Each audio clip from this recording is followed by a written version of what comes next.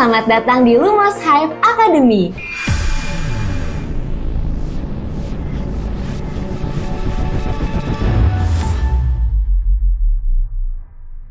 Untuk memulai materi hari ini, kita menggunakan software Visual Studio Code atau VS Code untuk membuat programnya.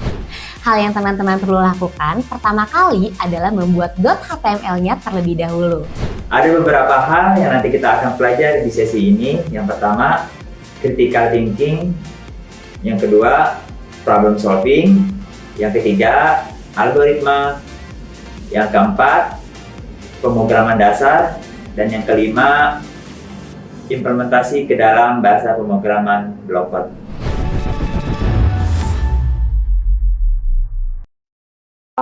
Selamat siang semuanya, salam sejahtera untuk kita semua. Bagaimana kabarnya hadirin peserta webinar hari ini dan bagaimana kabarnya Pak Gede? Terbaik Bu, Feby. Ya. Semoga kabar baik menyertai kita semua pada hari ini ya. Perkenalkan, saya Feby yang akan memandu acara webinar pada kesempatan siang hari ini. Webinar kita pada hari ini akan bertemakan Data Science for Business, di mana rekan-rekan semuanya akan mendengarkan penjelasan langsung dari narasumber yang tentunya sangat kompeten di bidangnya. Sebelumnya, saya ucapkan terima kasih dan selamat datang kepada Bapak Igede Putra Kusuma Negara, Bachelor Engineering PhD, selaku pembicara webinar kita dengan tema Data Science for Business pada hari ini. Oke, sebelum kita mulai webinar hari ini, ada baiknya kita mengenal lebih dalam nih tentang Bapak Gede. Bapak Igede Putra Kusuma Negara Bachelor Engineering PhD yang biasa disapa dengan Bapak Gede merupakan lulusan dengan gelar Bachelor Engineering Second Upper Class Honors School of Electrical and Electronic Engineering di Nanyang Technological University, Singapura. Dan gelar berikutnya PhD di School of Electrical and Electronic Engineering di Nanyang Technological University, Singapura. Saat ini Bapak Gede masih aktif menjadi asisten profesor di Bina Nusantara University Indonesia sejak Oktober 2015. Penghargaan yang telah didapatkan oleh Bapak Gede yang terbaru adalah Best Learning Design Online Learning System SPADA Award pada tahun 2021 dan Top 5 Teaching Performed by Faculty Member pada 2016-2022 di Bina Nusantara University 2021. Oke, baik, selanjutnya saya akan sampaikan beberapa ketentuan webinar kita pada hari ini. Yaitu yang pertama, selama pemateri menyampaikan materi, peserta tidak diperbolehkan melakukan interupsi. Jadi mohon bantuannya untuk mute semua mic-nya pada saat pembicara menjelaskan ya. Lalu, sesi tanya jawab akan dibuka setelah materi selesai dijelaskan. Demikian peraturan yang akan kita pakai. Selanjutnya, saya persilakan kepada Bapak Igede Putra Kusuma Negara Bachelor Engineering PhD untuk menyampaikan materi webinar pada hari ini. Silakan, Pak. Terima kasih Bu Feby ya, atas perkenalannya. Ya, nama saya Pak Gede. Bu Feby, itu aturannya harus diikuti ya? Nggak boleh langsung diskusi aja. Maksudnya boleh bertanya langsung kalau mau. Gimana? Oh boleh Pak, Boleh, itu ya? ini aja sih Pak, ya berjalannya aja sih Pak. Ya, biar lebih santai lah Mas. Ya. Ini, ya terima kasih Bu Feby. Jadi menurut saya Bapak Ibu silahkan kalau ada yang mau bertanya lewat chat, interrupt saya tidak masalah. Jangan ada suara-suara bocor aja ya. Jadi silakan bertanya aja, kita diskusi aja langsung ya. Jadi jangan khawatir. Baik, saya izin share screen ya. Ini saya lebih biasa pakai Zoom sebenarnya, cuma semoga hari ini saya cukup baik menggunakan ini ya, menggunakan Teams, Microsoft Teams. Apakah layar saya sudah terlihat? Sudah Pak Gede. Sudah ya? Oke, baik, terima kasih. Pak. Jadi nama saya Pak Gede gitu ya, dan kebetulan saat ini saya menduduki posisi sebagai Head of Department apa ya? Kajur gitulah, Kaprodi di jurusan S2 Computer Science BINUS. Kalau bahasa Indonesianya nama jurusan kami Magister Teknik Informatika. Dia nggak bisa. Nggak bisa Pak. Nah, ini suara bocor. Cukup ya, saya ikut ini. Oke, baik. Jadi saya akan membawakan materi untuk data science for business itu selama 1,5 jam, termasuk tanya jawab ya. Jadi silakan saja di sela-sela bertanya juga. Nah, biasanya saya membawakan training untuk data science itu 3 hari, 5 hari sih biasanya kalau lebih lengkapnya. Atau bahkan kalau mata kuliah sih bisa satu semester untuk beberapa mata kuliah lagi pecahnya gitu ya. Jadi apa yang saya sampaikan dalam waktu 1 jaman ini ya bisa dibilang introduction sebenarnya, overview saja secara umum ya. Tapi nanti kalau ada waktu sempat saya akan tunjukkan bagaimana melakukan data science pada RapidMiner. Saya gunakan RapidMiner aja biar cepat ya. Walaupun tools yang lain banyak, tools data science seperti ada KNIME, ada pakai bahasa pemrograman Python, ada R dan lain-lain, banyak sebenarnya tools yang lainnya. Tapi saya akan pakai RapidMiner, nanti kalau ada sempat saya akan tunjukkan sedikit biar punya feel gitu ya gimana itu dilakukan di suatu tools atau software gitu. Dari audiens Bapak Ibu semua ada nggak yang kerjanya sebagai data scientist? Siapa tahu ada yang dari data scientist nih. Ada nggak? Gimana Bapak Ibu? Ada yang Ada sudah yang di jadi dunia data data scientist nih? scientist? Iya, siapa tahu ada yang dari data scientist ya. Karena biar saya bisa menyesuaikan juga nih. Berarti asumsi saya semua ini nih ya? Belum, oke. Jadi saya asumsikan semua gini ya, apa namanya? Baru gitu ya, pemula lah gitu ya, pemula bisa bilang ya. Saya asumsikan itu sehingga ya udah berarti materi ini saya tidak masalah saya bawakan untuk semacam pengenalan ya. Oke, baik. Ini materi yang saya bawakan ada what is data science, introduction, apa itu data science sih sebenarnya. Kemudian langkah-langkah dalam data science, kemudian nanti saya demokan sedikit tentang data science using RapidMiner ya. Ini software RapidMiner namanya. Begitu. Nah, sekarang data science. Oke. Coba ini ada video nih. Nanti saya tanya ya. Ketika setelah nonton video ini, saya tanya, menurut Bapak Ibu dari nonton video ini, apa itu data science? Atau mungkin dari pengetahuan yang lain sudah pernah didengar sebelumnya, apa itu data science? Saya tanya gitu nanti ya. Oke, kita tonton. Suaranya masuk nggak? Nggak masuk nih Pak.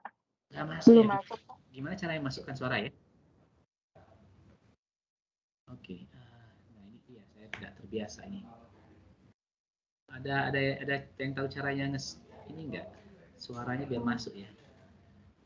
Nah, content only, stand out, side by side reporter. Oh ini include sound. Oke, baik. Saya share lagi ya. Oke, saya ulang lagi. Oke, kalau sekarang masuk ya. Sudah masuk Pak. A data scientist is a person who uses data to solve problems, uncover patterns, and gain insight.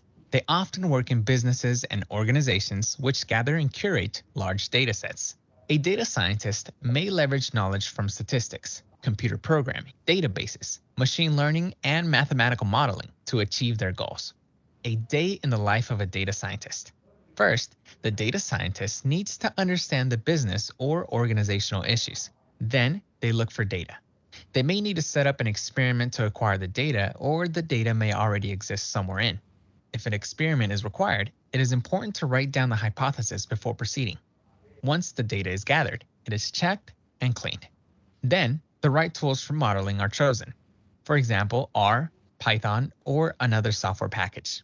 The data and results are then analyzed using visualization tools. The data scientist is looking for important insights and trends and checking their hypothesis. Statistical tests are used to check the results are robust and valid. The learnings, results, and insights are communicated to the stakeholders, usually with recommendations. For example, a data scientist working for a transport company might identify particular routes that are inefficient and recommend solutions to them more efficient. With the advent of the data age, we can all now, with the help of data scientists, get better insights and make better data-driven decisions. Oke, baik. Jadi kalau lihat singkat dari video ini, isinya bagaimana seorang data scientist bekerja begitu ya. Mungkin dari ilustrasi ini ada yang punya pendapat nggak? Data science itu apa sih? Oke, siapa yang mau punya pendapat? Silahkan. Gimana? Silahkan yang ingin berpendapat Bapak Ibu.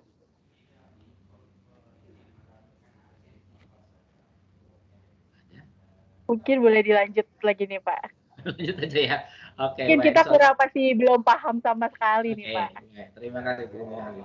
Jadi ya ini memang kalau online itu interaksinya emang lebih susah ya, karena oke nggak apa. Kita lanjut dulu ya. Kalau di kelas lebih enak sih biasanya. Oke, kalau begitu gini.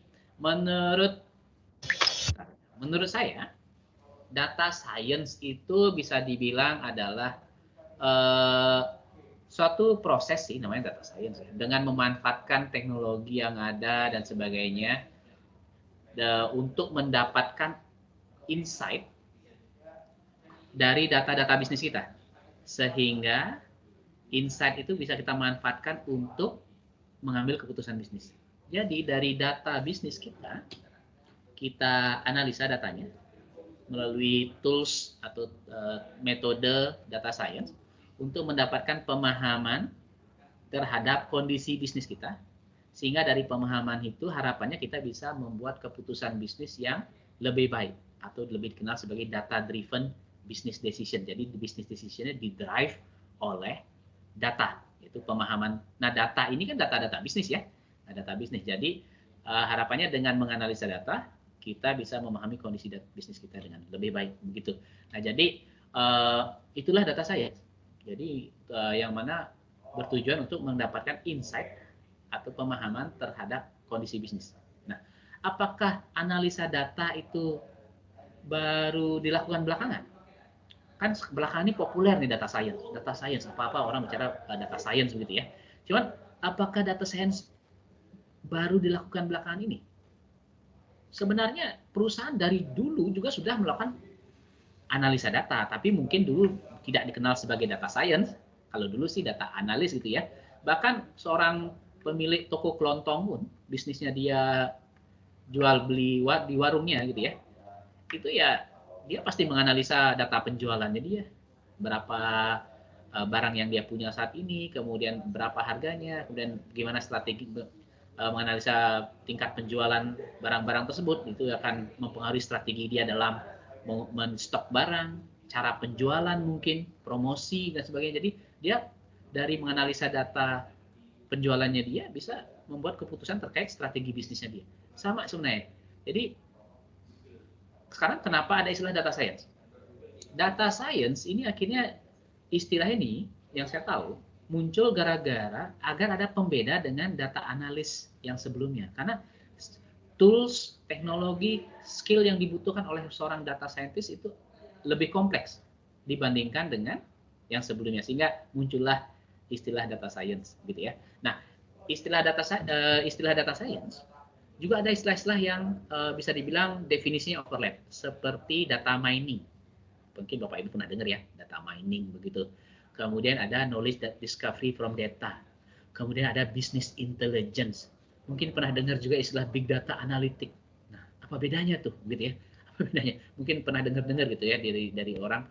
Nah, kalau berdasarkan observasi saya selama ini terkait dengan penggunaan istilah-istilah ini, kalau kita bicara data science, itu dekat dengan istilah data mining atau knowledge discovery from data atau KDD gitu ya.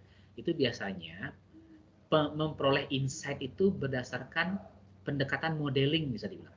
Jadi ada model machine learning yang dimanfaatkan untuk predictive analysis. Biasanya kalau kita bicara data science, data mining, terutama yang data mining, knowledge discovery from data itu konotasinya ya pakai model machine learning gitu ya. Nah, tapi ada yang pendekatan visualisasi. Jadi kalau data science yang pendekatan visualisasi itu kalau di pasaran lebih dikenal istilah business intelligence. Nah, toolsnya juga berbeda. Kalau data science yang data mining gitu ya, tools yang biasa digunakan seperti RapidMiner, kemudian NIME, ada softwarenya Python, R gitu ya.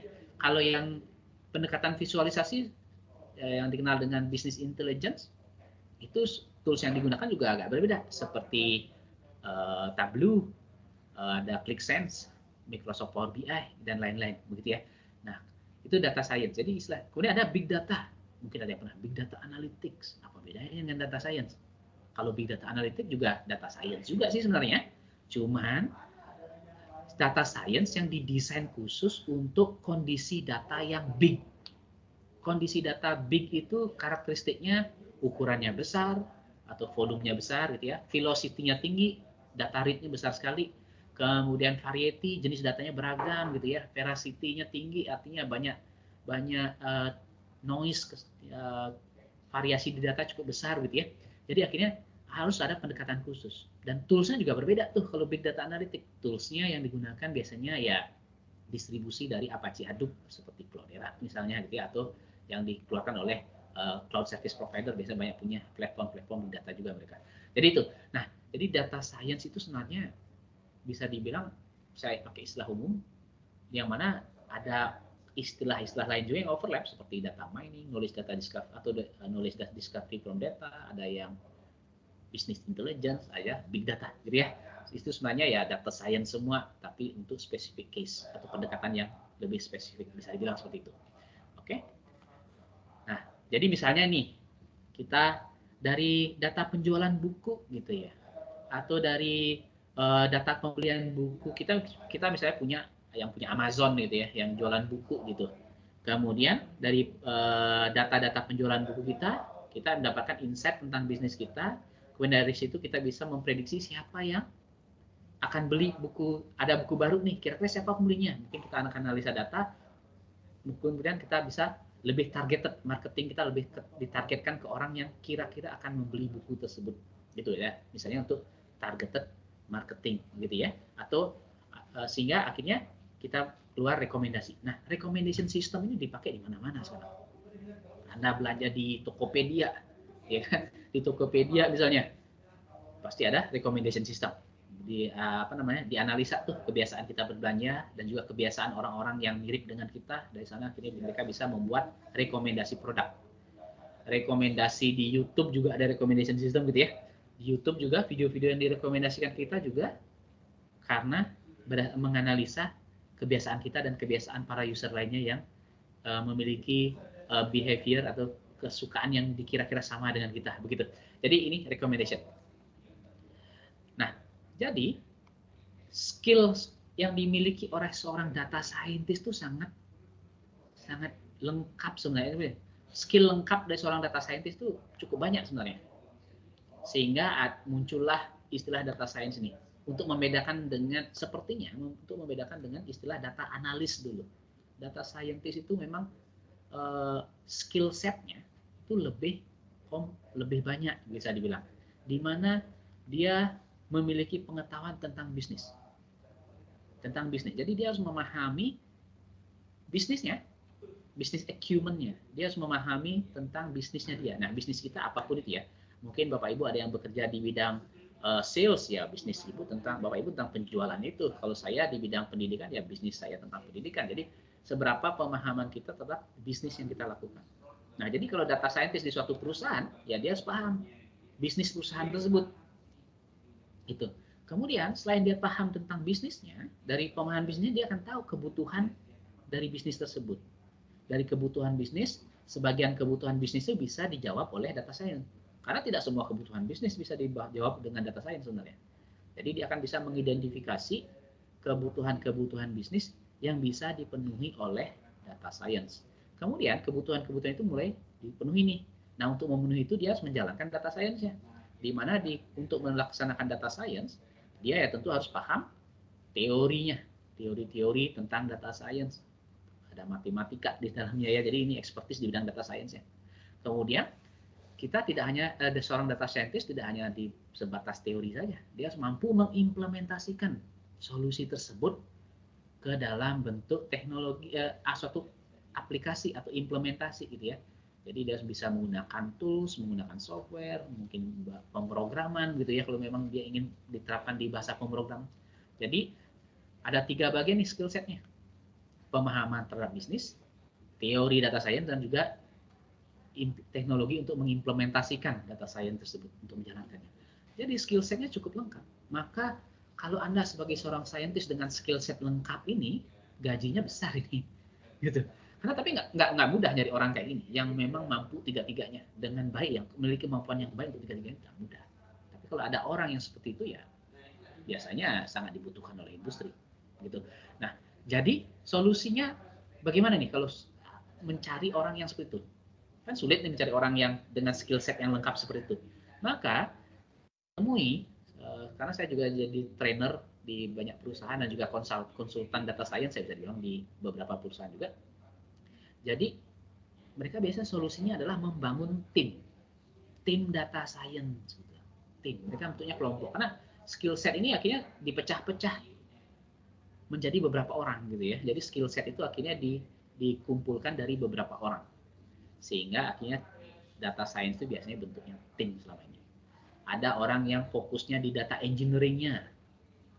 Ada yang dia fokusnya di mendevelop di segi teorinya mungkin gitu ya. Kemudian ada yang fokus di implementasinya dan seterusnya. Jadi ada tugasnya udah dibagi-bagi dengan nama jabatannya gitu. Ada disebutnya data engineer, data analis, data scientist gitu. Mereka setiap perusahaan punya nama-namanya, posisi yang di tim tersebut. Tapi perannya paling tidak ada yang sebagai data engineer, ada data scientistnya, ada yang mengimplementasikannya begitu.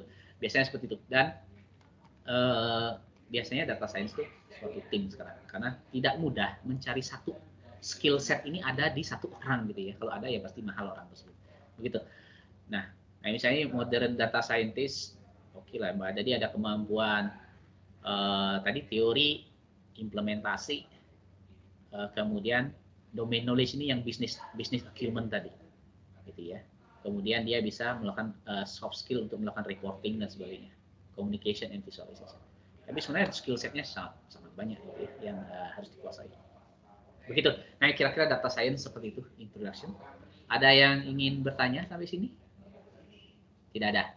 Oke, baik. Saya Pak lanjutkan. Gede, Ya, silakan. Pak Gede ada pertanyaan nih dari Mas Ade Kristo. Pak Gede izin bertanya, jadi apa sih bedanya data science dengan data analis dan data engineer? Mungkin boleh dijelaskan nih Pak Gede. Oke, data analis ya. Kalau data analis itu sebenarnya dulu sih yang saya tahu nih ya Bapak ya, data analis itu konotasinya ya memang dia perannya menganalisa data. Tapi tools dan teknik yang digunakan ya masih bisa dibilang kalau di-compare dengan tools dan teknik yang ada saat ini ya masih sudah agak jadul gitu, yang lama-lama mungkin dia analisanya pakai pendekatan statistik begitu, data analis ya, atau pakai Excel dia menganalisa misalnya gitu ya, yang sederhana. Jadi data scientist ini dia data analis juga sih, tapi menggunakan teknik tools yang lebih modern bisa bilang, lebih canggih gitu ya, lebih kemampuan. Makanya mungkin data science ini istilah saja yang menggantikan data analis untuk membedakan bahwa skill setnya itu berbeda antara dua orang ini. Tapi tujuannya sama sebenarnya menurut saya. Tujuannya sama, yaitu mendapatkan insight dari bisnis sehingga bisa dipakai untuk pengambilan keputusan bisnis. Begitu aja sih namanya, ini kan nama istilah gitu ya, istilah-istilah di pasar gitu ya. Jadi data analis sama sih sebenarnya untuk mendapatkan insight dari data. Tapi tools dan teknik yang digunakan ya berbeda dengan data scientist. Data scientist skill setnya lebih banyak dan menggunakan teknologi terkini dan juga teknik-teknik terkini. Begitu. Nah, kemudian ada data engineer. Data engineer itu ini. Nah, nih ada pertanyaan data engineer, saya lanjut nih. Data science tech ya. Jadi di tahapan data science itu ada tahapan data acquisition, data preparation, kemudian analyze, reporting. Jadi hasil analisanya di report, gitu. Nah, data engineer itu bisa peran utamanya di bagian data acquisition sama preparation bisa dibilang. Lebih banyak di data acquisition. Kemudian ada data preparation juga. Kemudian ada yang perusahaan nyebut data analysnya itu yang fokusnya di sini, analyze-nya. Bisa juga sih sebenarnya. Bisa juga. Jadi strategi penamaan ini memang setiap perusahaan kadang ada variasi gitu ya. Ada variasi. Tapi bisa saja ada perusahaan yang menyebut data analis itu yang fokus utamanya di analisa datanya. Walaupun tadi saya bilang membedakan data analis hanya karena skill set itu. Mungkin saja perbedaan itu tidak seperti itu di beberapa perusahaan. Bisa saja analis itu adalah yang menganalisa data gitu. Bisa juga dinamain data analis, ada data engineer, data analis. Nah, data engineer dan data analis ini ya melakukan data science sebenarnya. Jadi data science itu cukup lengkap, mulai dari kerjaannya data engineer sama data analisnya begitu ya. Sampai reporting dan sebagainya sebenarnya. Jadi data science skill set cukup lengkap. Kira-kira gitu jawaban saya ya. Jadi kadang tidak mudah juga membedakan dua istilah ini. Maknanya bisa berbeda kalau sudut pandangnya berbeda. Gitu. Kalau menurut saya. Jadi memang begitu Bapak ya. Siapa tadi yang bertanya? Ada pertanyaan lagi tentang itu? Lalu Oke, ada dari Pak Arvindo nih Pak. oke, baik. Bagaimana hasil analisis kita itu relevan dengan permintaan Pak? Betul, betul. Bagaimana hasil analisa kita relevan dengan permintaan gitu ya, Bu ya? Oke, pertanyaan baik sekali tuh. Ini bagaimana data science berguna bagi bisnis gitu sebenarnya pertanyaan itu kan? Bagaimana berguna? Relevan berarti artinya permintaan kan permintaan dari bisnis. Jadi, tahapan data science itu sebenarnya ada lagi satu di sini. Ini tahapan data science-nya ya. Di sini sebelum ini terjadi ada namanya business understanding sebenarnya. Ada tahapan yang tidak saya masukkan sini, ini hanya tahapan benar-benar sisi data science saja. Tapi sebelum data science dijalankan, ada proses namanya business understanding. Jadi kita harus pahami, tadi kan di skill set-nya sini, kita harus paham bisnisnya kan? Nah, kita harus paham bisnisnya. Kita harus mengetahui apa sih permasalahan yang dihadapi oleh bisnis, apa solusi yang dibutuhkan oleh bisnis agar bisnis menjadi lebih baik. Itu ya dari sisi bisnisnya, kebutuhan dari permintaan yang Bapak bilang tadi ya. Jadi kita harus membuat, oh ini use case discovery misalnya, kita discover, oh ini ada beberapa kebutuhan nih, kebutuhan satu, kebutuhan dua, kebutuhan tiga. Nah dari semua kebutuhan tadi, permintaan tadi, belum tentu semuanya bisa di-cater atau dipenuhi oleh data science. Jadi kita harus analisa tuh, yang mana yang bisa dipenuhi oleh data science. Nah kemudian data science yang kita lakukan memang sesuai dengan kebutuhan itu gitu. Jadi kita harus berangkat dari kebutuhannya dulu. Baru kita lakukan data science-nya untuk memenuhi kebutuhan itu. Jadi bukan data science dulu baru dicari kebutuhannya, enggak. Cari dulu kebutuhan bisnisnya, baru kita lakukan data science sehingga solusi data science yang kita lakukan sesuai dengan kebutuhan tersebut, Pak. Begitu. Nah, nanti di sisi setelah di sini nanti ada evaluasi terhadap solusi data science yang kita usulkan. Nanti ada pengukuran performa. Kita ukur tuh, kita prediksi performa model machine learning kita seberapa akurat dalam memenuhi kebutuhan tersebut. Nah, hasil evaluasi itu kemudian kita laporkan ke bisnis. Nanti solusi itu kita implementasikan di bisnis. Setelah diimplementasikan di bisnis, ya orang bisnis akan mengevaluasi lagi tuh apakah solusi data science itu memperbaiki bisnis atau tidak. Nah itu nanti di sini ada proses lagi tuh, post deploymentnya. Setelah kita deploy solusi data science kita di bisnis, kita analisa lagi tuh, apakah betul solusi data science membantu bisnisnya, membuat income revenue meningkat nggak gitu ya. Itu ada analisa di bisnis. Post deployment evaluation lagi sebenarnya sini. Itu sisi bisnisnya. Kira-kira demikian Pak. Ada pertanyaan lain? Silakan.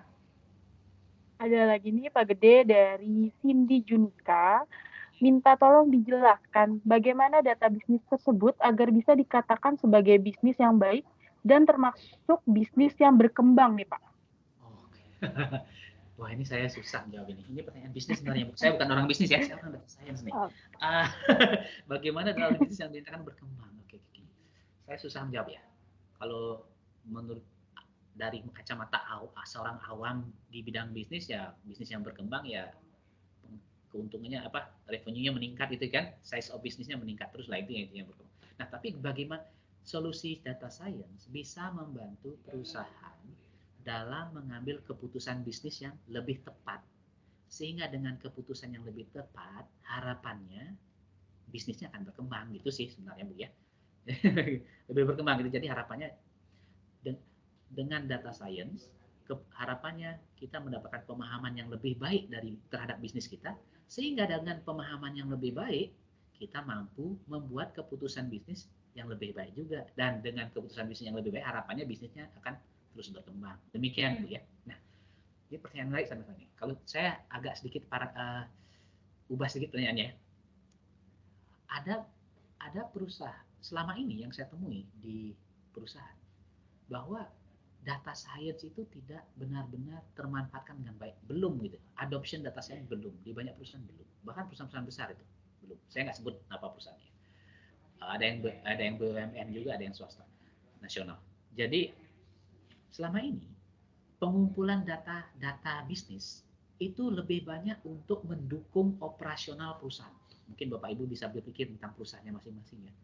Jadi data itu dikumpulkan untuk mendukung operasional perusahaan. Belum pengumpulan data, belum didesain untuk data science, belum. Jadi memang ya ngumpulin data lewat aplikasi dan sebagainya, ya memang untuk operasional perusahaan saja, tapi belum didesain untuk dimanfaatkan di data science. Sehingga ketika data-data itu digunakan, kualitas datanya pasti kurang baik dari sudut pandang data science. Karena memang data itu tidak dikumpulkan untuk data science, dikumpulkan untuk operasional, sehingga kualitas data itu digunakan di data science itu menjadi lebih susah. Dan itu membuat tantangan pengadopsian data science di perusahaan menjadi lebih berat. Jadi kalau bagi perusahaan yang menyadari pentingnya data science dalam proses pengambilan keputusan, maka proses pengumpulan data bisnis kita juga itu perlu didesain agar cocok untuk data science. Begitu komentar saya tentang tadi ya, mengetahui kualitas, mungkin hubungannya dengan kualitas data ya. Jadi harapannya demikian Bu ya jawaban saya. Ada yang lain? Oke. Silakan. Ada lagi nih Pak lanjutan dari Pak Ada. Arvindo. Pengakurasiannya menggunakan tools apa saja nih Pak? Oke, tools. Nanti ada tools yang saya tunjukkan Rapid Miner aja nanti ya. Ada banyak Oke. tools, saya banyak toolsnya. Jadi yang saya tunjukkan hari ini hanya Rapid Miner saja yang lebih paling mudah lah bisa dibilang ya. Oke. Ada lagi Bu? Ada lagi nih Pak, satu lagi nih Pak. Terakhir, bisa dijelaskan nggak nih Pak, hacking technician dalam data science? Hacking teknis? Maksudnya Iya, apa? Saya kurang paham. hacking technician dalam data science dari Pak Yunanto. Saya kurang paham Mungkin maksudnya. Pak Yunanto bisa open mic mungkin supaya lebih jelas nih maksud pertanyaannya apa. Atau kita mau lanjut dulu aja kali ya Pak? Ya, saya nggak tahu hacking. Saya bukan orang IT security ya, saya kurang paham hackingan. Jadi, oke, mungkin nanti saya bahas dulu ya Pak ya. Mungkin nanti Bapak bisa perbaiki pertanyaannya biar saya lebih paham. Oke, saya lanjut dulu ya. Nah ini tahapan data science itu ada ini sebenarnya, ada 5 lah bisa dibilang ya. Acquire, prepare, analyze, report. Oke, saya bahas acquire data. Jadi acquire data atau artinya kumpulkan data. Ya, nah, bagaimana proses acquire data nih? Nah, kembali ke kebutuhan bisnisnya. Untuk memenuhi kebutuhan bisnis itu, kita butuh pemahaman apa dari bisnis kita. Karena kita perlu jawaban. Misalnya ada kebutuhan bisnisnya. Bagaimana meningkatkan penjualan? Bagaimana meningkatkan penjualan? Melalui misalnya penjualan. Oh, misalnya kebutuhan untuk meningkatkan kebutuhan bisnisnya meningkatkan penjualan. Oke, sekarang bisa lebih spesifik nggak kebutuhannya? Kita buat lebih spesifik. Oh, kita ingin tahu segmen pasar kita, sehingga kita bisa bikin strategi bisnis yang berbeda untuk setiap segmen. Misalnya kebutuhan bisnisnya seperti itu. Akhirnya kebutuhannya adalah mengetahui segmen pasar kita. Oke, untuk mengetahui segmen pasar, langkah pertama adalah mengidentifikasi data yang terkait dengan segmen pasar tersebut. Identifikasi datanya. Oh ini ya ini customer DB kita, customer database kita, atau data-data penjualan kita. Customer DB sih kalau segmen pasar berarti customer ya. Berarti identifikasi data customer kita yang kita butuhkan. Jadi kita identifikasi dulu data yang dibutuhkan untuk memenuhi kebutuhan tadi, untuk memenuhi kebutuhan bisnis tadi. Kita identifikasi datanya dulu. Karena data banyak sekali. Tidak semua data relevan dengan apa yang kita ingin dapatkan. Insight apa yang kita dapatkan. Identifikasi data dulu.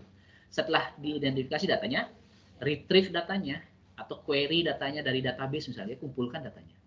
Begitu. Sebenarnya setelah acquire data, nah ini teman sumber data bisa beragam sekali. Data katanya banyak, tapi siapa yang punya data gitu ya? Data. Jadi kadang banyak perusahaan besar seperti ya Microsoft, Facebook, Twitter dan sebagainya ya, mereka ya banyak sekali data usernya mereka. Apakah semua data itu bisa kita akses? Belum tentu loh. Karena data sekarang hampir semua perusahaan menyadari pentingnya data. Akhirnya mereka memprotek data mereka untuk kepentingan bisnisnya mereka. Sehingga tidak mudah loh mengakses data. Data banyak tapi apakah kita bisa akses? Nah begitu. Jadi Bapak Ibu kalau di perusahaan ya tentu punya data perusahaan masing-masing gitu ya. Dan saya kira sih akses ke data itu pasti punya ya, karena memang ada urusan dengan perusahaan, jadi akses ke data gitu ya. Kemudian, itu kita perlu mengidentifikasi data yang relevan dan memang kita punya akses ke data itu gitu ya. Kalau nggak punya akses gimana kita mengumpulkan datanya ya. Nah gitu intinya. Jadi kita kumpulkan data. Misalnya contoh datanya bentuknya tabular gitu ya. Datanya bentuknya tabular seperti ini. Ada yang bentuknya gambar, teks, macam-macam jenis data ya. Ada yang structured, unstructured gitu ya. Yang tabular biasanya structured. Kalau yang unstructured seperti teks gitu ya. Ada yang bentuknya gambar, video, audio, macam-macam jenis data ya. Nah itu. Nah jadi pertama itu acquire data. Kemudian setelah kita punya data nih, data yang sudah kita kumpulkan tuh bisa dibilang masih raw gitu ya, masih raw datanya.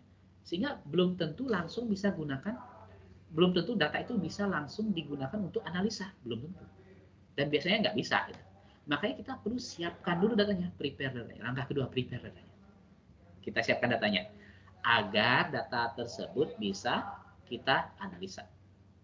Nah, proses data preparation ini bukan hanya menyiapkan data sebenarnya, juga meningkatkan kualitas data. Kualitas data. Jadi sebenarnya meningkatkan kualitas data juga. Sehingga data yang tadinya raw, kualitasnya rendah, yang seperti saya bilang tadi, kecenderungan data itu rendah kualitasnya karena tidak didesain untuk data science, memang untuk data operasional saja. Sehingga kualitas data cenderung lebih rendah dari sudut pandang data science. Nanti apa maksudnya kualitas data nanti saya jelaskan. Kemudian data itu perlu kita siapkan sehingga kualitasnya juga lebih baik untuk analisa. Nah, ada idiom bilang garbage in, garbage out. Kalau kualitasnya datanya rendah, hasil analisanya juga rendah gitu ya. Garbage in, garbage out. Jadi itu yang kita hindari. Oke, sehingga kualitas data baik, harapannya hasil analisa juga akan baik. Nah, proses data preparation ini menyiapkan data itu bisa dipecah jadi dua bagian. Explore ini maksudnya explore data understanding, kita pahami kondisi data kita, explore, kita pahami kondisi data kita. Ya. Istilah yang lebih umum diketahui itu exploratory data analysis. Gitu ya. Jadi lebih data analysis dalam rangka mengeksplor data, sehingga kita memiliki pemahaman yang baik terhadap kondisi data kita. Setelah kita paham kondisi data kita, baru kita lakukan pre-processing. Ya, baru kita pre-proses datanya sehingga menjadi siap. Nah, explore ini penting sekali untuk menentukan pre-processing yang diperlukan. Kondisi yang berbeda, pre-processingnya akan berbeda. Gitu. Jadi tahapan langkah-langkah pre-processing yang dibutuhkan sesuai dengan kondisi data. Kondisi data kita pahami dalam fase explore ini. Begitu ya. Nah, explore data, kondisi data. Gimana cara memahami kondisi data? Misalnya dengan statistik, misalnya mencari center tendensinya atau spreadnya, itu bisa dilihat dengan ukuran korelasi. Itu aja analisa statistik bisa dipakai untuk memahami kondisi data. Kemudian ada juga dengan visualisasi, kita lihat histogramnya gitu ya, kita lihat scatter plot, box plot gitu ya. Jadi kita pahami. Jadi kita dengan visualisasi kita juga bisa berusaha memahami kondisi data kita. Oke. Nah, apakah ada missing value? Gitu. Apakah ini kualitas data, apakah ada missing value? Apakah ada ID-ness levelnya berapa? Nanti saya tunjukkan di contoh aja itu lebih benar. Gitu. Jadi kita bisa memahami kondisi data. Jadi dengan cara analisa statistik, dengan visualisasi, gitu ya, sehingga kita akhirnya memahami kondisi data. Dari kondisi data itu kita akan tentukan pre-processing yang diperlukan. Misalnya kita analisa di sini di dataset Titanic yang sederhana, bahwa untuk memprediksi survive by ternyata survival rate di kasusnya Titanic gitu ya, itu dipengaruhi oleh gendernya. Berarti gender penting untuk memprediksi siapa yang akan survive atau tidak dalam suatu kecelakaan seperti Titanic misalnya. Kemudian kelas passengernya. Ini analis dari visualisasi kita bisa memahami kondisi data kita. Nah, setelah kita tahu kondisi data kita, maka kita lakukan data pre-processing. Ya, kita bersihkan datanya, kita integrate, kemudian kita siapkanlah itu untuk analisa. Nah, kenapa? Karena seperti yang saya bilang tadi, data pre-processing diperlukan untuk meningkatkan kualitas data. Kualitas data itu rendah, messy data itu. Banyak data yang messy. Ketika saya menjadi trainer atau konsultan terkait data science di perusahaan, waktu yang saya paling banyak habiskan untuk melakukan data science itu di data understanding and preparation sebenarnya. Di dua tahap ini, acquire dan acquire mudah saja, preparation ini selalu di sini. Di proses data preparation ini yang dua tahap tadi, ini selalu menghabiskan waktu yang paling lama. Artinya kondisi data itu ya bermasalah gitu, kualitas sertasi harus kita tingkatkan. Selalu saya paling lama nih spend waktu di sini. Kalau misalnya kerjaan sebulan mungkin 2,5 minggu sendiri gitu ya, atau hampir 3 minggu sendiri di sini di preparation saja. Begitu, jadi artinya ini tahap yang menghabiskan banyak waktu dan tidak mudah melakukan ini. Nah, kenapa? Misalnya inconsistent value, datanya itu nggak konsisten. Misalnya jenis kelamin aja yang gampang, jenis kelamin. Jenis kelamin itu kadang ditulis male, ada yang ditulisnya male, ada yang M saja, kadang ditulisnya laki-laki, pria. Itu kan ya bagi komputer itu nilai yang berbeda. Walaupun bagi kita tahu itu bahwa laki-laki sama dengan male, sama dengan pria, sama dengan apa L, kadang L gitu ya. Jadi macam-macam tuh, nilainya tidak konsisten. Itu isu besar tuh, gitu ya. Kemudian duplicate records. Nah, karena ada padahal ada orang yang sama, recordnya bisa 2 kali, bisa saja. Karena satunya ada, dulu dia ngasih tanggal lahir, sekarang nggak ngasih, itu ya 2 row yang berbeda jadi. Padahal ini orang yang sama, duplicate record. Sering terjadi juga seperti itu misalnya. Missing value.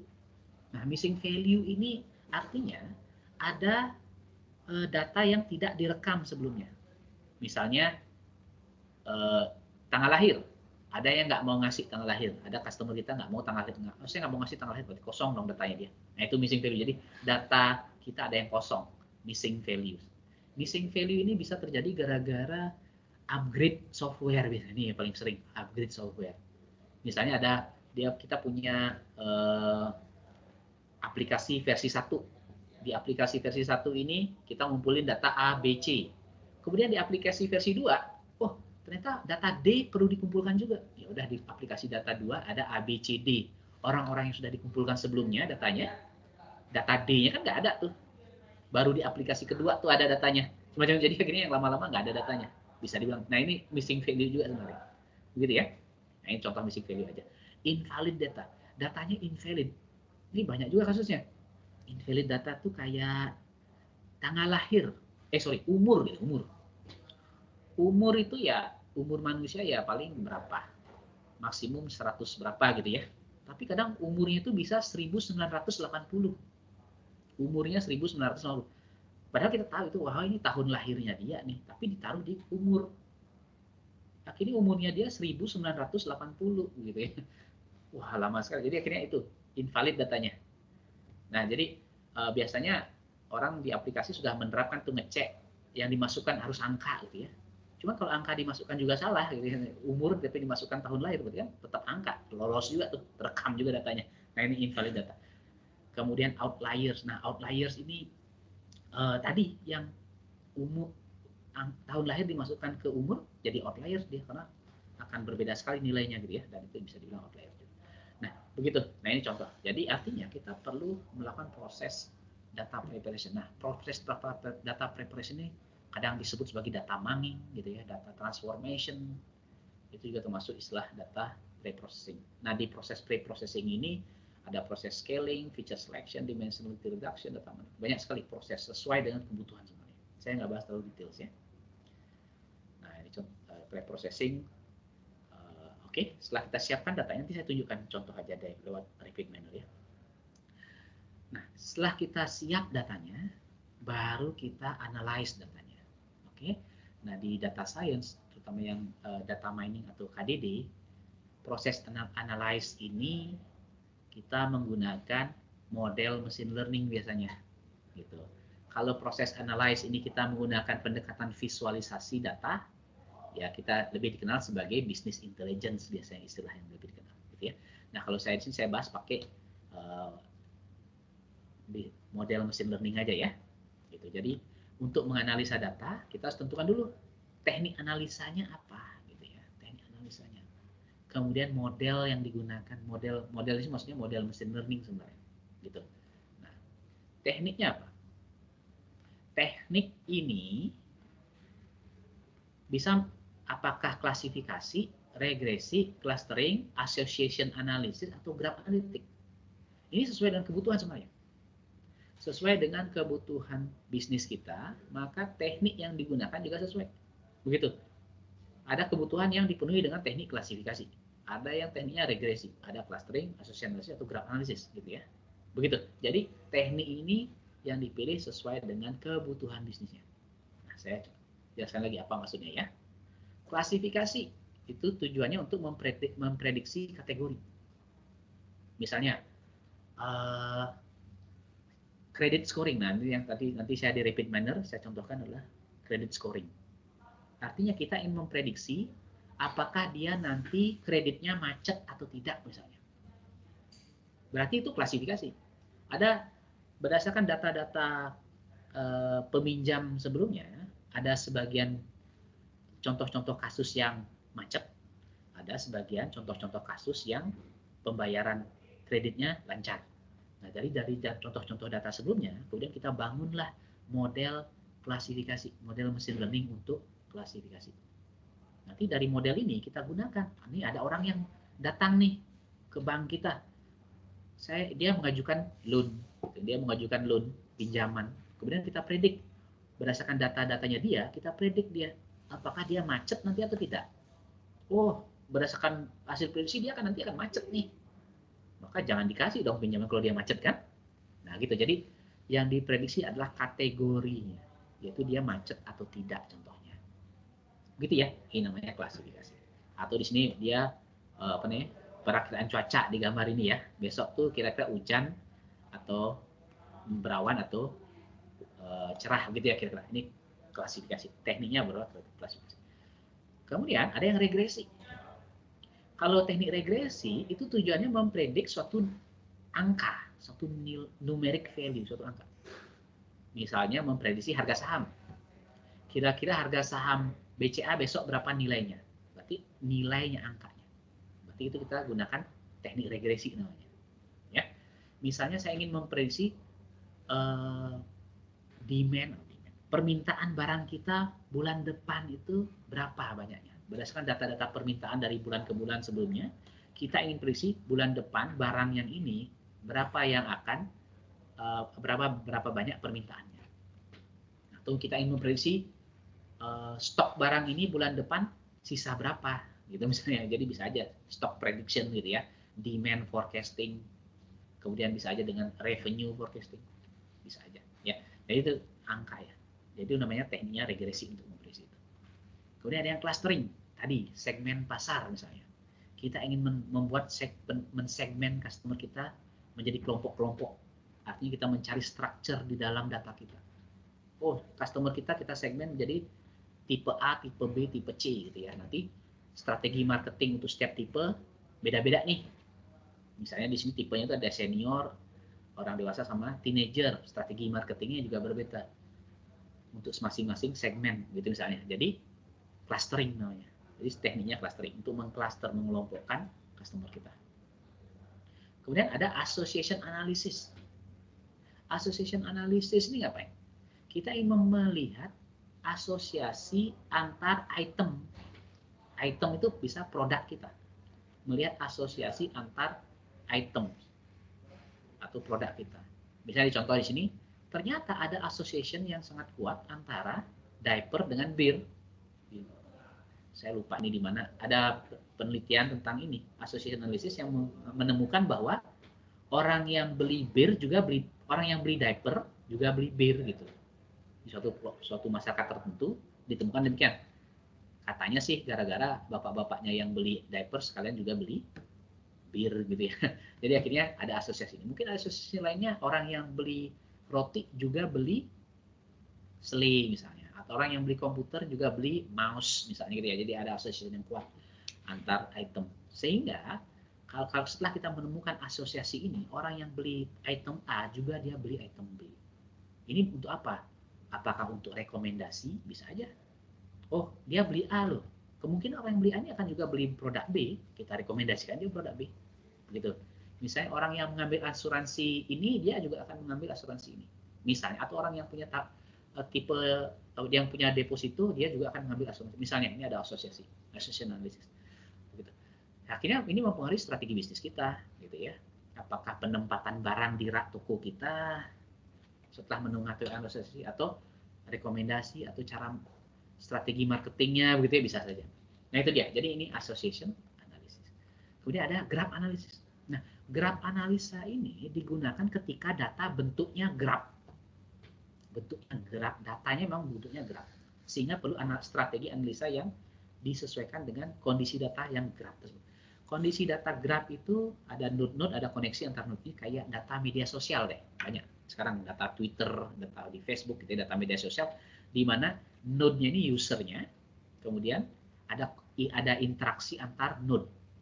Begitu, ada interaksi antar node, kemudian dari WhatsApp misalnya juga sama. Itu kita analisa dari sana.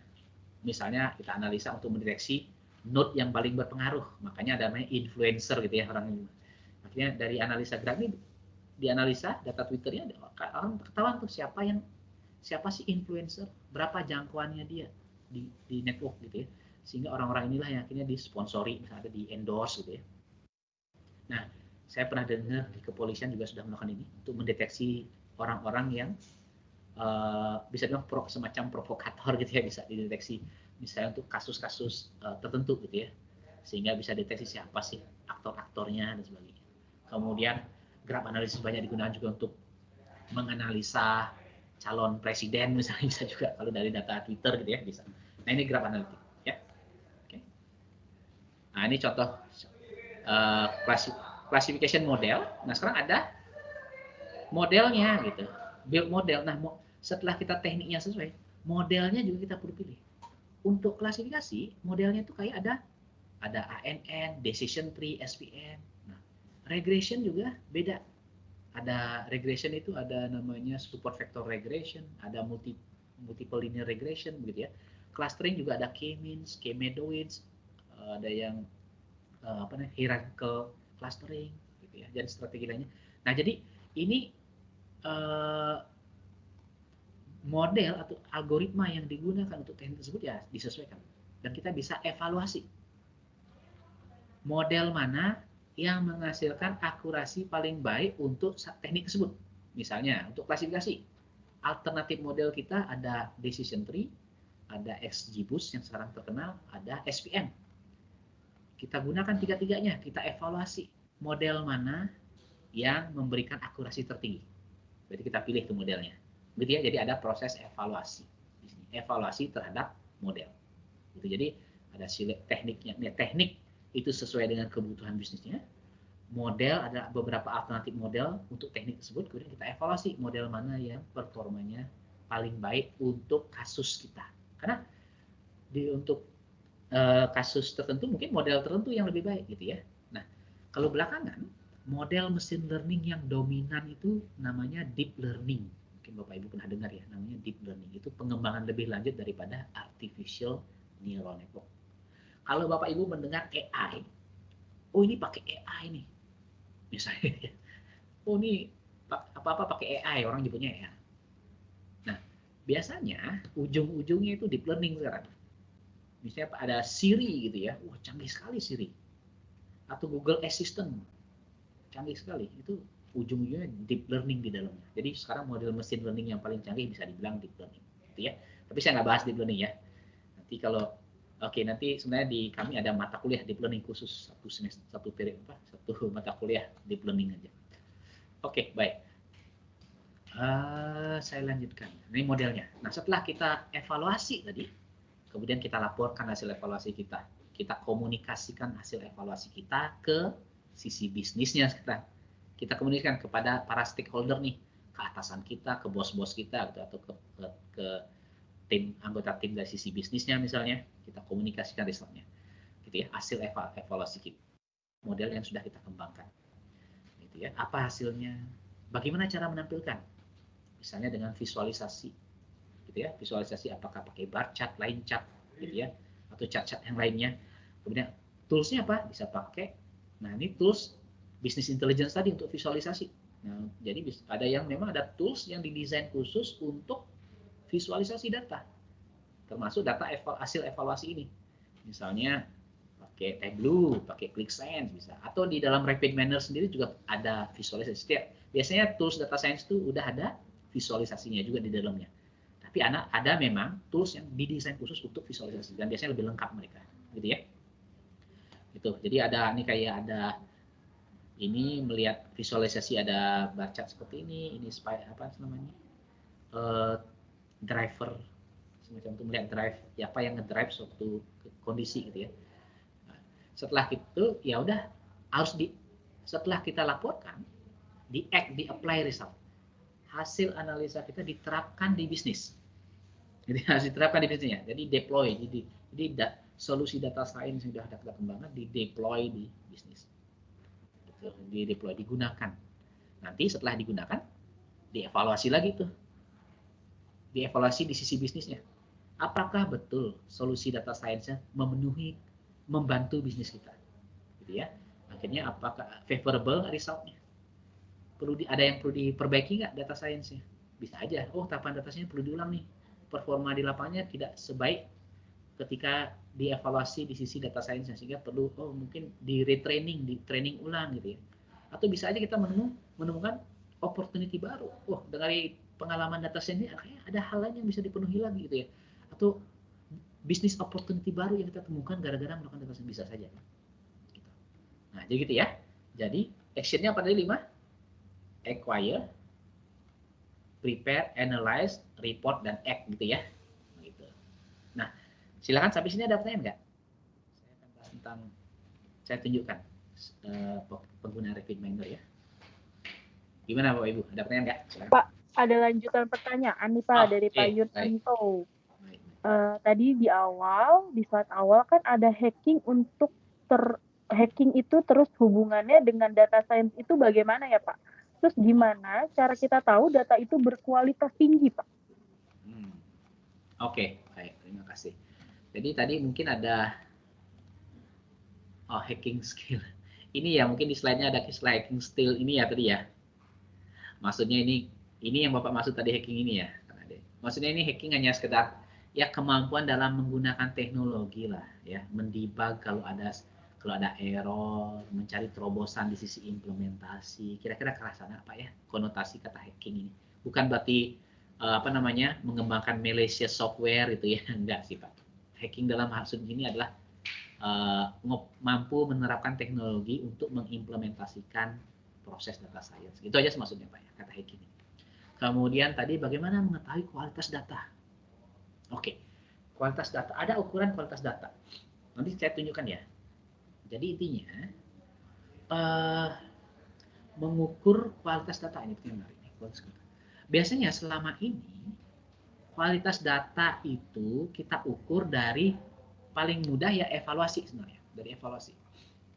Setelah kita kembangkan modelnya, kita evaluasi, akhirnya apakah bagus nggak hasil evaluasinya? Kalau bagus, kemungkinan kualitas datanya juga bagus, gitu kemungkinannya evaluasi.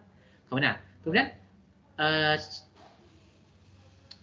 strategi lainnya, misalnya dia sebelum ini kalau kita sudah setelah model kita evaluasi ya, tapi berarti kan harus build model dulu baru bisa kita evaluasi. Nah, ada nggak cara yang lebih cepat? Ya berarti di sisi setelah pre-processing kita lakukan semacam data understanding lagi. Kita analisa lagi datanya, bagaimana kondisi data setelah di pre-processing. Sama seperti data understanding dulu, pahami kondisi data, kemudian lakukan pre-processing, kemudian lagi data understanding setelah pre-processing. Itu juga banyak dilakukan seperti itu. Akhirnya misalnya atribut atau data ini sudah konsisten nggak value-nya? Ada duplicate nggak? Apakah ada yang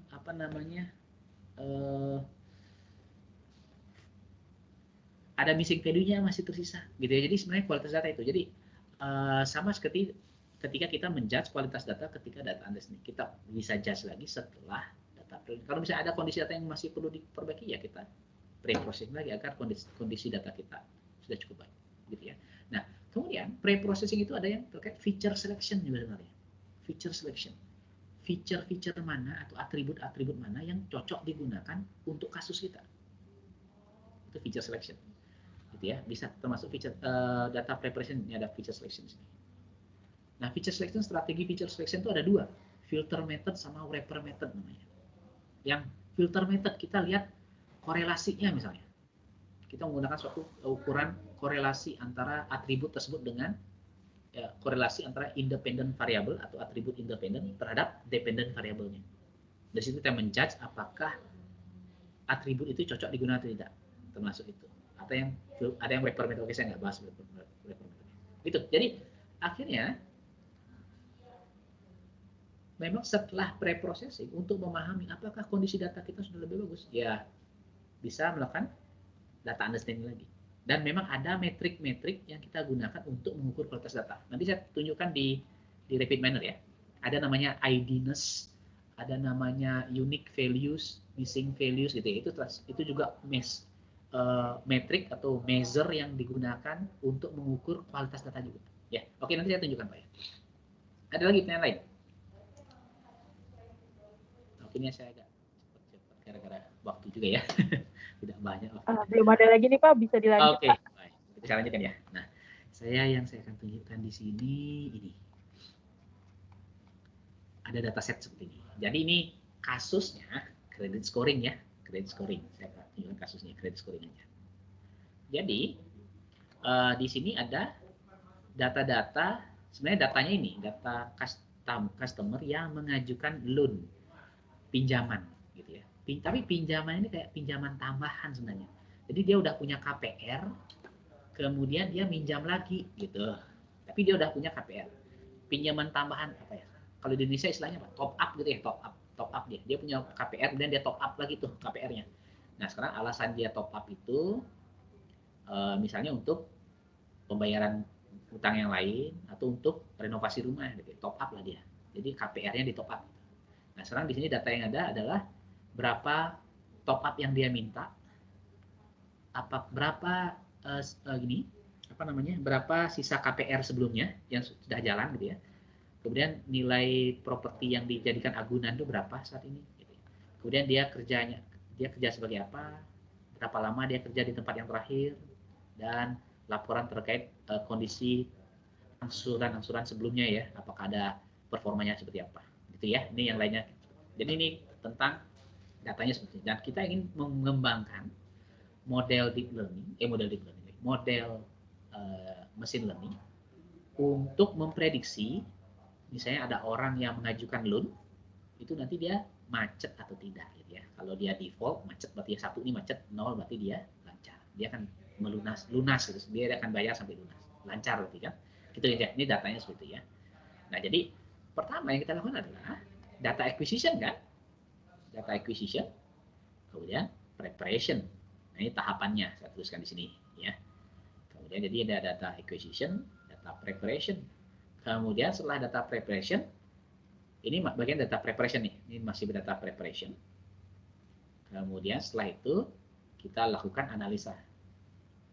Ya, analisa termasuk dan tekniknya adalah klasifikasi. Kan tadi kita memprediksi dia macet atau tidak kan klasifikasi. Kemudian dari ini kita lakukan evaluasi juga dan kita laporkan performanya. Begitu ya. Oke. Nah, di sini sampai reportingnya sederhana saja ya. Hasil evaluasinya kita tampilkan begitu. Jadi itu tahapannya, jadi acquire data, acquire, prepare, kemudian analyze, report gitu ya. Act-nya ya nggak bisa kita terapkan di bisnisnya, ini hanya contoh kasus sederhana saja. Nah itu, jadi coba saya tunjukkan bagaimana ini dilakukan di repeat manner. Nah, kemudian datanya di mana? Ntar saya tunjukkan datanya ya. Datanya bentuknya ini, credit scoring Excel. Nah, datanya dari Excel. Saya sudah identifikasi data yang digunakan di Excel file ini. Ya, ini Excel. Jadi datanya di Excel file. Nah, sumber data tidak harus Excel file. Lebih bisa dari database, bisa dari macam-macam sebenarnya kan. Ini saya dari Excel file aja. Ini sih bukannya CSV file ya, comma separated value file. Oke, misalnya saya import datanya dulu, import data. Nah, ini namanya data acquisition. Jadi data tadi diimpor dulu ke repeat manner, ini software repeat manner ya. My computer. Kemudian yang data tadi ya, credit scoring. Next. Cukup mudah ya. Otomatis semua itu banyak yang otomatis. Next. Gitu. Kemudian saya simpen di Lumosif ini ya. Saya udah punya filenya sih sebenarnya. Oke, saya overwrite aja ya, finish. Yes, saya overwrite ya. Oh, di ini. Udah, datanya sekarang udah muncul di sini nih. Udah muncul. Nah, ini data acquisition-nya. Nah, di sini gampang sekali ya. Hanya ngeload data dari file, gitu ya, dari file. Kemudian kita ingin analisa datanya. Oke, sekarang kita lihat nih. Data statistiknya, ini analisa statistik, memahami kondisi data. Dari sini kita lihat bahwa yang nilainya itu adalah yang bad, atribut bad, itu minimumnya 0, maksimumnya 1. Jadi antara 0 dan 1 saja. Dan nilainya integer. Gitu ya. Berarti ini data nanti harus dirubah menjadi kategorikal, karena ini yang kategorinya. Gitu ya. Kemudian ini 0, berarti dia lancar. Yang macet 1. Berarti lebih banyak yang lancar daripada yang macet. Yang satu macet lebih sedikit jumlahnya. Berapa jumlahnya di sini ada. Oke. Kemudian ada nilai loan-nya, ini distribusi nilai loan-nya, gitu ya, dan seterusnya.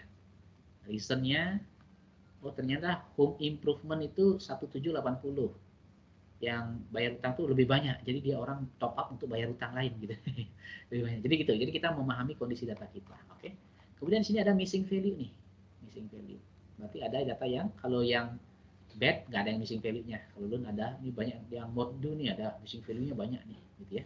Dan nilai-nilai missing value-nya, berarti ada yang kosong-kosong, gitu ya. Kalau kita lihat di data juga banyak yang kosong nih. Nih ada tanda-tanya ini berarti datanya kosong. Oke, gitu. Kalau kita mau pakai visualisasi, silahkan aja. Ada visualisasi banyak pilihan visualisasi data untuk membantu kita dalam menganalisa kondisi data kita. Bisa dicoba-coba nanti Bapak Ibu ya, kalau mau. Gitu. Nah ini setelah kita kondisi data tahu nih, udah berarti kan kondisi datanya perlu diperbaiki nih kualitasnya. Kemudian kita lakukan di Turbo Prep namanya. Nih, tinggal klik Turbo Prep. Disinilah kita lakukan data pre-processingnya. Begitu. Nah, tahapan pre-processingnya sudah tahapannya kayak gimana gitu ya, kira-kira yang bisa dilakukan. Nah, contohnya gini. Saya singkat aja dulu ya. Bahwa misalnya nih di sini kita ada show details di sini. Job. Nah, di sini ada quality measure, data quality measure. Tadi Bapak ada yang nanya tadi, bagaimana kita mengetahui kualitas data? Ini salah satu contoh-contoh quality measure yang biasa digunakan. Berapa persen datanya missing value? Gitu. Nah ini jadi ada kualitas data ini. Jadi ada namanya missing, artinya berapa persen data yang missing. Berarti ini ada yang missing nih. Infinite, ada nggak datanya tuh nilainya infinity? Gitu. Kalau IDness, berapa persen datanya yang berbeda nilainya? Kalau kayak ID, nomor KTP, data nomor KTP, itu kan beda, semua orang beda-beda kan? Maka kalau data customer kita, data KTP-nya semua beda, maka ID-ness-nya akan 100%. Artinya semua nilainya dia beda-beda. Kalau ID-ness-nya 100%, perlu dicek tuh, kenapa beda semua? Apakah dia ID, berarti ya nggak bisa digunakan untuk klasifikasi. Atau karena memang ada nilainya gitu ya, bisa aja. Misalnya kayak nilai loan-nya, ID-ness-nya akan tinggi tuh. ID-ness-nya, oh ini karena number ya, oke. ID-ness itu misalnya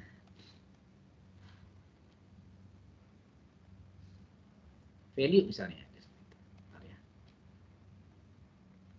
ID-ness-nya 1% karena ID-ness-nya tinggi nih, 90%. Karena nilainya beda-beda gitu ya. 90% beda-beda ya, wajar. Namanya nilai ininya, nilai apa namanya? Yang dijadikan nilai rumahnya, yang dijadikan agunan ya. Gitu. Jadi loan value juga. Nah, ini saya karena emang nilainya banyak yang sama berarti nih. Banyak yang sama, nilai loan-nya banyak yang sama nilainya. Jadi ID-ness-nya hanya 9%. Oke. Nah, kemudian artinya ID-ness itu berapa persen data yang nilainya berbeda-beda gitu. Oke. Nah, kemudian ada namanya stability. Stability ini menggambarkan seberapa persen data yang nilainya sama gitu. Jadi nilai berapa yang tinggi sekali, misalnya nilainya di sini apa nih? Nilai 0 itu banyak sekali yang 0 nilainya. Berarti stability-nya dia kayak data yang nilainya sama paling banyak itu berapa persen gitu stability namanya. Jadi sehingga berapa persen data yang valid. Data valid ini data yang bukan missing, bukan infinite, bukan ID-ness, bukan stability. Jadi yang valid sisanya gitu. Nah, ini biasanya patok. Kalau missingnya naik tinggi, berarti kualitas datanya rendah, gitu ya. Kualitas datanya rendah. Jadi semakin banyak missingnya, semakin kualitasnya lebih rendah. Semakin banyak infinite-nya, datanya juga semakin rendah kualitasnya. Nah, kalau ID-ness sama stability ya tergantung kondisi data kita. Ada memang data yang ID, ada yang atau data yang berbeda semua, atau yang ada yang nilainya stable gitu ya, bisa aja. Jadi dua ini perlu dicek lagi, itu masuk akal nggak ID-ness-nya atau stability-nya tinggi gitu. Nah, ini salah satu cara untuk mengetahui kualitas data gitu ya. Tentu ada yang lain juga tadi, analisa visualisasi, analisa lainnya, analisa statistik juga untuk mengetahui kualitas data kita. Gitu ya Pak ya. Nah, jadi di sini tahapan misalnya gimana cara menghilangkan missing value. Tadi ada missing value nih. Ada missing value ya 11%. Caranya bisa pakai transform, filter, kita simpan yang is not missing. Kemudian kita apply. Maka dia nggak missing lagi sama jadinya. Begitu. Nah, proses-proses pre-processing ini banyak sekali pilihannya di sini. Saya cancel ya. Jadi ada proses nih, ada rename, change type, remove, copy, filter, range, banyak sekali pilihannya. Termasuk ada cleansing juga di sini.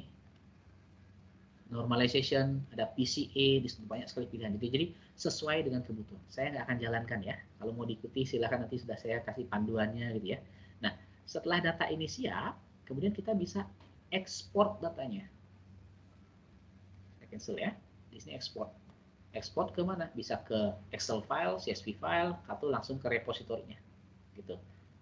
Jadi bisa disimpan. Saya udah lakukan ini, saya nggak ulang lagi, sehingga kita punya data yang sudah prep, ini yang sudah dirapikan, gitu ya. Sudah datanya sudah di pre-processing. Jadi ini data yang originalnya, masih tanda tanya, yang sudah prep, sudah lebih bersih. Harapannya kualitas data ini sudah lebih baik, begitu ya. Gitu. Kalau kita lihat sekarang, kalau ingin tahu, semua udah hijau nih, nggak ada yang merah-merah lagi kayak tadi ya. Gitu. Jadi kualitas data sudah lebih baik. Nah, sekarang setelah data siap, apa yang kita lakukan? Analyze. Jadi proses analyze di ini rapid manner gampang nih, kayak gini dia. Kalau di rapid manner istilahnya namanya proses data science ini prosesnya, kemudian kotak-kotak ini adalah namanya operator kalau di data science. Di rapid manner operator. Jadi ini prosesnya, apa yang dilakukan. Di sini juga ada prosesnya, saya bilang bahwa yang ingin kita pilih itu bed ya. Maka ini ada proses rapid manner yang saya sebut sini. Kemudian di sini ada proses retrieve datanya dulu. Retrieve datanya, kemudian ada proses merubah numerical to binomial. Jadi yang tadi bed itu yang ingin kita prediksi harus dikonvert dulu ke binomial. Kemudian set rule bahwa atribut bed itu sebagai target yang ingin kita prediksi. Dan juga ada proses normalization data, kemudian ada splitting data jadi training dan testing gitu ya. Kemudian di sini ada modelnya, ada decision tree, support vector mesin, ini model-model mesin learning ya. Kemudian kita terapkan model tersebut, kita ukur performanya. Ini kita ukur performa model tersebut. Kalau ini dijalankan, kita lihat bahwa performa model yang tadi 81% akurasinya. Nah, ini dia laporan hasil evaluasinya, bahwa akurasi dari model yang kita gunakan di sini, ini yang pertama kita gunakan adalah decision tree, performanya adalah 81%, akurasinya 81%. Gitu ya. Ada yang lainnya, ada ukuran-ukuran lain bisa dilihat juga di sini, ada area, ada the curve dan sebagainya. Gitu. Jadi kemudian kalau kita ingin ganti, oh saya mau neural network deh, ini artificial neural network. Jadi kalau di ANN itu di rapid manner gampang. Jadi tinggal namanya visual programming nih, pendekatan visual. Jadi visual programming sehingga tidak ada coding, tinggal drag and drop saja ya. Nah, kalau ini dijalankan, kalau kita pakai neural network, performanya bagaimana? Kalau neural network ternyata jadi 85%, lebih baik ya. Gitu. Jadi yang tadi yang decision tree 81%, kalau yang ANN 85%. Jadi untuk kasus ini ANN lebih baik performanya, neural network lebih baik. Begitu ya. Nah, ini contoh singkat saja, Bapak Ibu. Sebenarnya banyak sisi analisa ini, banyak sekali yang perlu kita kerjakan sebenarnya. Ya, nanti ada strategi-strategi untuk membuat model yang lebih baik gitu ya. Apakah dengan hyperparameter tuning, dengan menggunakan ensemble learning gitu ya. Banyak strategi-strategi yang bisa kita gunakan untuk meningkatkan performa model kita, termasuk feature selection sebenarnya. Ada, ya. Tapi saya nggak bahas karena nggak ada waktu. Sehingga kalau itu dibahas, butuh beberapa hari sebenarnya, gitu ya, ya. Jadi itu aja yang saya sampaikan hari ini. Ada pertanyaan terkait materi yang saya sampaikan? Silakan. Ya, Pak Gede, ada pertanyaan nih Pak dari Ya, Kak Priska. Pak, apakah bisa dua file Excel dimasukkan ke dalam Rapid Miner secara bersamaan? Oh, bisa. Jadi contohnya nih, dua file Excel ya load aja, nanti jadi gini dia nih. Misalnya saya punya ini satu file Excel nih, saya tutup dulu ya, banyak sekali nih di data saya. Jadi di sini ini sebenarnya satu file Excel bisa jadi satu objek. Bisa jadi dari file Excel saya import menjadi objek. Ini saya buka, ini satu tabel. Misalnya saya buka ini ya. Ini satu tabel. Kemudian nih yang lainnya juga tabel lain nih. Ini data lagi gitu. Jadi kita load aja semuanya. Kemudian saya coba yang lainnya. Ini telco customer churn data lain nih. Jadi, nah data-data ini kalau saya mau proses boleh nggak? Boleh aja. Saya nggak simpan dulu ya. Misalnya saya data yang credit scoring, saya mau gabungin dengan telco customer churn. Boleh aja dua tabel ininya. Kalau mau digabungin pakai apa? Join gitu bisa. Join. Ini join nih, operator join gitu ya. Nah tentu ini mau di join datanya silahkan saja. Ini ada operator namanya join, digabung gitu. Jadi digabungkan beberapa tabel. Tentu ya harus ada alasannya kenapa melakukan itu gitu ya. Ini contoh saja bahwa dari beberapa source ya kita bisa gabung-gabung gitu. Integrate silahkan. Gitu ya. Ada pertanyaan lain silahkan. Ya, mungkin selanjutnya ada pertanyaan lagi dari para peserta webinar. Mungkin sambil menunggu pertanyaan saya izin ngiklan sedikit ya. Boleh nggak izin iklan? Boleh Pak, silakan. Boleh ngiklan ya. Jadi saya kebetulan posisi sebagai head Kajur atau Kaprodi di Magister Teknik Informatika. Kalau bahasa Inggrisnya adalah Master of Computer Science gitu ya. Jadi silakan kalau ada yang tertarik melanjutkan, kami akreditasinya udah A gitu ya. Gelarnya MCom gitu ya. Kalau misalnya lulus nanti S2. Ini S2 ya, S2 MCom. Nah, kurikulumnya kalau Bapak Ibu perhatikan. Nah, ini kurikulum kami. Jadi ada peminatan data science nih. Di sini ada Internet of Things. Di sini nanti untuk sensor, data acquisition, connectivity, kemudian ada cloud-nya juga gitu ya. Karena sekarang kan pakai cloud ya. Jadi data yang kita acquire, kita taruh di cloud, kemudian kita analisa di cloud. Yang Internet of Things. Kemudian ada machine learning. Jadi model-model machine learning. Kemudian yang lebih advance deep learning. Kemudian kita ada mata kuliah Business Intelligence and Analytics. Ini BI, ini yang tadi visualisasi. Kemudian ada data warehousing juga dalamnya. Data warehousing, kemudian ada visualisasi datanya. Kemudian kita juga punya satu mata kuliah Big Data Analytics, gitu ya. Jadi ini pendalaman lebih lanjut dari apa yang saya sampaikan tadi. Gitu sebenarnya. Jadi peminatannya data saya. Siapa tahu Bapak Ibu ada yang tertarik untuk S2 gitu ya. Nah kalau ini slide ini sudah saya share. Program kuliahnya ada yang online juga, ada yang reguler, ada yang online gitu silakan. Kemudian kalau ada ingin pertanyaan lebih lanjut, silakan. Mana sih? Hilang dia, maaf ya. Nah ini kontak saya atau marketing, ya orang marketingnya ada nomor HP. Nah slide ini juga sudah saya, ini slide-nya udah di-share ke para peserta Bu. Nanti kami share Pak. Oke baik, jadi nanti slide-nya sudah di-share ya, saya udah kasih ke Ibu. Silakan nanti dilihat dari slide-nya, ada pertanyaan silakan hubungi saya. Oke baik, ada pertanyaan lain silakan. Ada pertanyaan nih Pak Gede dari Mas Ade. Terlepas dari manfaatnya, seberapa penting data science bagi perusahaan atau industri? Lalu untuk menjadi praktisi data, bagaimana caranya memulai karir di bidang ini? Oke, baik. Jadi gini, seberapa penting ya? Seberapa penting tergantung. Memang belum tentu semua perusahaan butuh data science, belum tentu. Kalau perusahaan kecil mungkin analisa datanya tidak perlu sampai pakai tools data science gitu ya. Bisa saja mungkin analisa pakai Excel aja cukup gitu ya. Tapi kalau misalnya perusahaan yang sudah bersaing, punya saingannya itu berat, dia ingin bersaing, memiliki daya saing yang tinggi. Misalnya sudah di level tertinggi dia persaingannya, sehingga dia bersaing dengan perusahaan lainnya agar menang di persaingan tersebut, ya data science sangat membantu sekali. Kami di BINUS sekarang selalu data driven decision. Sudah data science sudah diadopsikan di BINUS juga. bahwa pengambilan keputusan harus berdasarkan data. Dan untuk menganalisa data, kita pakai tools data science. Gitu. Jadi kalau perusahaan yang ingin bersaing gitu ya, dan ya kalau misalnya daya saing perusahaan itu rendah ya kemungkinan kalah saing ya bisa mati juga gitu ya. Tapi ada perusahaan yang memang somehow dia udah nyaman di zona bisnisnya sehingga dia cukup terlindungi sehingga tanpa data science pun dia aman-aman saja. Tapi belum tentu aman bukan berarti berkembang gitu ya, bisa aja. Jadi tergantung sekarang kebutuhan seberapa butuh perusahaan tersebut bisa membuat keputusan bisnis yang baik untuk bersaing gitu ya. Saya kira kalau perusahaannya yang terbuka dan sebagainya yang memang terbuka dengan persaingan yang ketat ya saya kira butuh sekali saya kira. Saya butuh sekali. Jadi kembali ke perusahaan masing-masingnya. Seberapa butuh Anda membuat keputusan yang baik? Saya kira hampir semua butuh keputusan yang baik ya. Nah, kebutuhan keputusan yang baik biasanya itu bisa didapatkan dengan menganalisa kondisi bisnis kita dengan baik juga gitu ya. Nah, yang jadi tantangan biasanya ada perusahaan yang datanya tidak available. Data bisnis itu nggak available. Kenapa tidak available? Karena datanya tidak tercapture secara digital. Itu salah satu kelemahan perusahaan yang tidak bisa menerapkan data science. Data-data bisnisnya itu tidak tercapture secara digital. Akhirnya nggak bisa digunakan kan untuk analisa pakai tools. Karena semua tools ini ya tools digital bisa dibilang ya.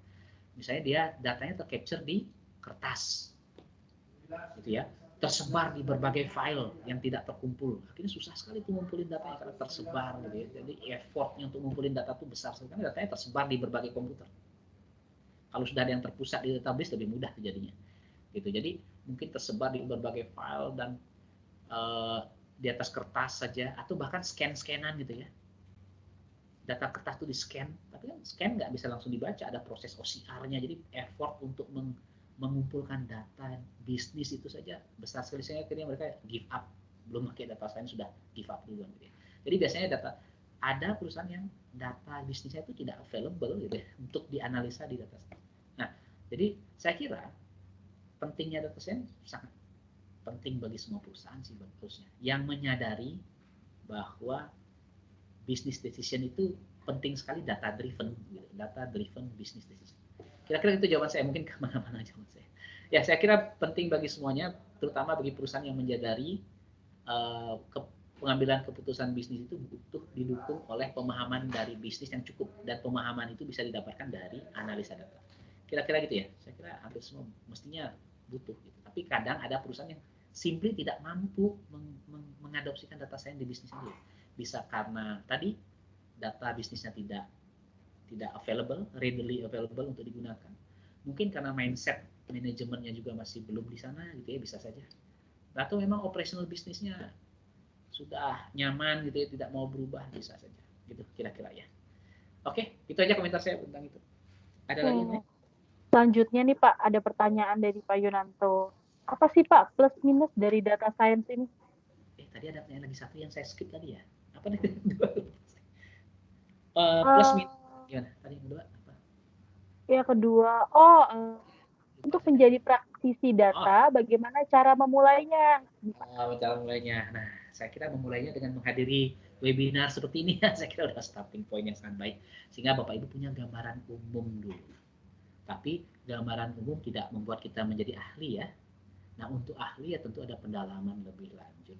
Strategi pendalaman lebih lanjut itu macam-macam. Apakah mengambil course, online course, banyak sekali sekarang, training gitu ya, atau mau kuliah lagi gitu, silahkan saja.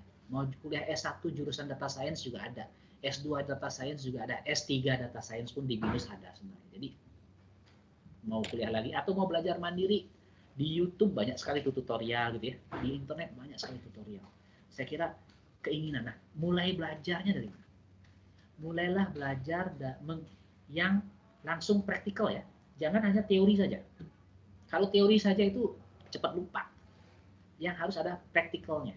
Jadi cari tutorial atau training yang ada prakteknya, dan mungkin di awal-awal pakai tools praktek itu menggunakan tools yang mudah seperti RapidMiner. Ini mudah sekali tools ini ya. Kalau mau pakai RapidMiner, ini starting point yang bagus sekali untuk belajar data science. Implementasinya pakai tools RapidMiner. Mungkin nanti setelah makin jago pakai tools yang lebih kompleks. Ada yang lebih kompleks lagi itu Nine. yang lebih kompleks lagi pakai Python atau R gitu ya. Gitu. Jadi mulailah dengan langkah yang ringan dulu, makin lama makin, nanti kalau langsung yang susah ya udah susah duluan gitu ya, jadi akhirnya putus asa. Jadi mulailah dengan tapi belajar mendalami lebih lanjut, harus saya harapkan ada prakteknya juga dan penggunaan tools yang lebih mudah dulu prakteknya gitu ya. Itu aja sih komentarnya. Pertanyaan yang terakhir tadi apa, Bu? Oke, ada lagi nih Pak Kelebihan pertanyaan. kekurangannya. Oke. Ya, apa sih plus minusnya nih Pak? Plus minus dari data science ya. Ya, betul Pak. Tadi plusnya udah banyak ya kita bahas ya, bahwa ya bisa menghasilkan data driven decision ya, dengan harapannya kualitas lebih baik. Minusnya adalah biayanya, ada biaya tentu dong, ada cost. Memelihara tim data science itu ya mahal gitu. Menggaji orangnya ya mahal. Kemudian tools yang digunakan tidak semua gratis. Ada yang gratis, ada yang berbayar. Ada license-nya. Gitu. Kemudian itu sisi software-nya, hardware-nya juga butuh. Kita harus punya komputer atau layanan cloud yang kita sewa untuk menjalankan proses itu. Kemudian mengadopsikan data science ke perusahaan juga butuh biaya. Tidak ujuk-ujuk perusahaan bisa pakai data science, nggak bisa. Harus ada prosesnya, paling tidak menyiapkan timnya dulu, kemudian bisa merubah proses bisnis loh, agar cocok untuk data science. Karena ada proses bisnis, existing proses bisnis yang susah sekali mengadopsikan data science, sehingga proses bisnis pun ada penyesuaian. Menyesuaikan proses bisnis itu bisa mengganggu kenyamanan orang. Ada orang yang sudah tidak bisa belajar lagi, terutama yang senior gitu ya. Jadi tidak mudah loh. Akhirnya dia bisa gonjang-ganjing di perusahaan. Itu efek bisa mengadopsikan itu tidak mudah loh. Gitu. Jadi secara teori keren sekali, cuman tidak semudah itu mengadopsikan data science di perusahaan. Jadi memang di perusahaan yang ingin mengadopsikan data science itu harus ada komitmen leadership yang kuat. Beberapa perusahaan saya lihat luar biasa. Beberapa perusahaan komitmennya itu tinggi sekali dan mereka mau keluar duit yang banyak, mau sekali bayar mahal untuk nge-training staffnya mereka. Saya sering kali men-training staffnya itu, harapannya bosnya minta tolong nih staff saya diajari data science agar nanti mereka bisa melakukan data science sendiri gitu, tanpa perlu konsultan lagi. Jadi karena dan itu tentu bayar dong, ada biaya. Jadi akhirnya staffnya itu mahal. Ada paksaan lah sedikit untuk belajar, ada yang merasa terpaksa, ada yang merasa beruntung diajari gitu ya, di macam-macam lah. Jadi akhirnya ya itu, jadi proses pengadopsian itu harus dimulai dengan leadership yang kuat dan keinginan kuat, dan juga ada biaya dana untuk itu. Saya kira nggak mudah mengadopsikan, itu nggak mudah. Kira-kira itu ya kekurangannya, lebih ke arah biaya, bagaimana mengadopsikan data science ke perusahaan itu saya kira tidak mudah juga, dan itu tambahan pekerjaan sih sebenarnya. Kira-kira gitu ya komentar saya untuk negatifnya data science. Oh, negatif lainnya terkait privasi data. Ini negatif. Memang akhirnya data science butuh data ya, butuh data yang banyak. Dalam beberapa kasus akhirnya bisa nyerempet masalah privasi. Data-data pribadi akhirnya dipakai juga diam-diam misalnya gitu. Jadi intinya ada pelanggaran privasi, ada risiko itu. Ada pelanggaran privasi. Isunya ke sana banyak terkait dengan data science. Karena data science ya butuh data, gitu pada dasarnya. Gitu, kira-kira Bu jawaban yang saya ketahui ya. Oke. Terakhir nih Pak, Oke, kiat-kiat bagi orang yang mau berkarir di data science dong nih Pak. Kenapa Mbak? Pada Ibu? Kiat-kiat nih Pak buat kita yang mau berkarir di dunia data science apa nih Pak? Oh, kiatnya ya kerja keras, di mana-mana butuh kerja keras ya. Di mana mau jadi apapun harus kerja keras ya. Apalagi banyak yang harus dipelajari. Jadi artinya kalau baru mulai nih, ya semangat belajar, tingkatkan skill Anda. Tadi skill itu tadi yang 3 itu. Jadi tidak hanya tentang ngoprek-ngoprek software aja, bukan hanya teori saja, kita harus paham bisnis juga gitu ya. Jadi sebenarnya ya kita biar apa namanya skill secara teknisnya ada, secara soft skill berhubungan dengan manusia lainnya di tim gitu ya, juga penting sekali. Jadi intinya saya kira hard skillnya, teknik data science perlu Anda pelajari secara teori maupun secara penerapan teknologinya. Jadi skill ini harus dipelajari. Kemudian setelah itu ya update diri. Jeleknya tantangannya di bidang computer science ini dan atau di teknologi informasi secara umum sih sebenarnya. Perkembangan teknologi luar biasa. Apa yang kita pelajari hari ini mungkin beberapa tahun lagi sudah nggak relevan lagi. Hitungan itu bisa tahun. Jadi akhirnya, oh sekarang yang populer ini, berikutnya ini. Apa yang kita kuasai misalnya repeat miner. Belum tentu, oh ternyata nggak bagus. Yang lebih bagus itu ini gitu misalnya. Jadi apa yang kita pelajari hari ini itu ada expiry date-nya, ada kadaluarsanya. Sehingga apa? Kita nggak pernah berhenti belajar. Jadi akhirnya udah belajar pun perlu terus belajar gitu akhirnya. Sehingga itu tips saya ya harus mau terus berkembang bersama perkembangan teknologi. Kalau enggak ya pasti ketinggalan kita. Pasti nggak relevan lagi jadinya, nggak berguna lagi kita di dunia bisnis gitu ya. Kira-kira gitu lah tips saya ya, kerja keras, selalu update diri. Saya dosen pun sekarang selalu belajar saya. Terus-terus kan mengupdate diri, memperbaiki diri gitu ya. Kira-kira gitu sih saran saya ya. Belajar untuk update terus ya Pak ilmunya ya Pak. Dan luar biasa sih perkembangannya. Saya aja terkaget-kaget kadang, luar biasa sekali sama mudah gitu. Oke, gitu aja sih jawaban saya ya. Oke. Sayang sekali nih webinar hari ini harus berakhir nih karena sudah lewat jamnya juga. Terima kasih Bapak Gede atas pemaparan materi data science for business pada hari ini. Tentunya materi ini sangat luar biasa, bermanfaat bagi kita semua nih. Semoga apa yang disampaikan pembicara hari ini bermanfaat ya. Terima kasih juga kepada para peserta webinar hari ini yang sudah aktif bertanya dan sudah mengikuti webinar pada hari ini sampai akhir. Saya Feby izin mengakhiri acara webinar hari ini. Terima kasih dan sampai bertemu pada webinar berikutnya bersama Lumos Hive. Making Good Developer Great. Terima kasih, selamat sore. Sore, terima kasih semuanya sudah hadir. Untuk link absensi bisa di kolom chat ya untuk para peserta. Oke, saya izin Bu ya. Ya, terima kasih Bapak. Ya, sama-sama Bu. Halo teman-teman, selamat datang di Lumos Hive Academy.